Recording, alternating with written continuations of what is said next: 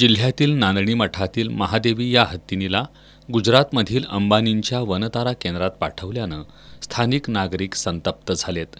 महादेवीला परत आणण्याच्या मागणीसाठी स्वाभिमानी शेतकरी संघटनेचे नेते माजी खासदार राजू शेट्टी यांच्या नेतृत्वाखाली नांदणी ते कोल्हापूर जिल्हाधिकारी कार्यालयापर्यंत तब्बल 45 किलोमीटरची मूक पदयात्रा काढण्यात आली।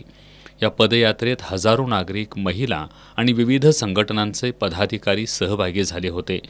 राजकारण बाजूला ठेवून प्राणीप्रेमी आणि स्थानिक नागरिक महादेवीसाठी एकवटले होते। ही पदयात्रा सायंकाळी 5 वाजता जिल्हाधिकारी कार्यालयाच्या ठिकाणी पोहोचली। यावेळी आंदोलकांना जिल्हाधिकारी कार्यालयाच्या मुख्य प्रवेशद्वारावरच अडवण्यात आलं होतं। यावेळी संतप्त झालेल्या काही आंदोलकांनी जिल्हाधिकारी कार्यालयाच्या मुख्य प्रवेशद्वारातून आत घुसण्याचा प्रयत्न केला, तेव्हा पोलीस आणि आंदोलकांमध्ये काही काळ झटापटही झाली। त्यामुळे वातावरण तणावपूर्ण बनलं होतं।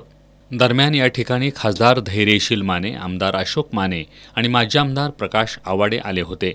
या तिघांनाही आंदोलकांच्या संतापाचा सामना करावा लागला।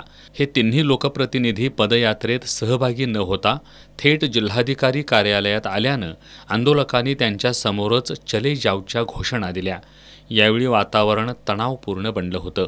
या घटनेनंतर मात्र खासदार धैर्यशील माने, आमदार अशोक माने आणि माजी आमदार प्रकाश आवाडे हे जिल्हाधिकारी कार्यालयाच्या आवारातून निघून गेले।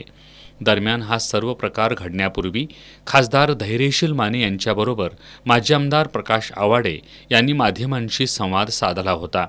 महादेवी हत्तीण परत आणण्यासाठी मुख्यमंत्र्यांशी सकारात्मक चर्चा झाल्याची माहिती माजी आमदार आवाडे यांनी यावेळी दिली। तर खासदार धैर्यशील माने यांनी पेटानं वातावरण पेटू नये याची काळजी घेतली पाहिजे असं सांगितलं की आम्ही ह्या बाबतीत सकारात्मक आहोत। लोकभावनेला ठेस पोहोचवणं हे आमचं काम नाही। आम्हाला लोकांच्या भावना आहत करायच्या नाहीत। आम्ही प्राण्यांच्या संवर्धनासाठी हे करतोय। ही जर त्यांची भावना असेल तर निश्चितपणे त्यांनी आमची हातणी तेवढी व्यवस्थित आमच्याकडे परत द्यावी।